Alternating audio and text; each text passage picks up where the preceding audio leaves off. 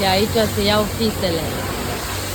Poți să bagi bancnote de 5 lei, 10 lei și 50 de lei, dar nu dă restul, îți dă doar fise pentru spălare.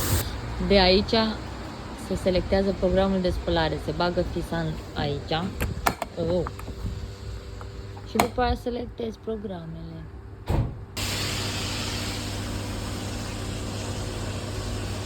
Procesul de spălare al mașinii. Step 1. Super spumă. Pasul 2. Clătire cu apă.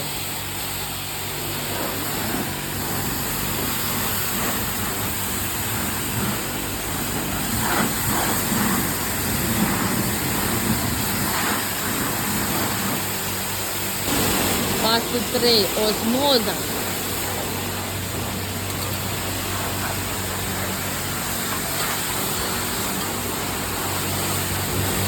Cam așa arată mașinuța după o spălare, varianta cea mai simplă, nu aia complexă.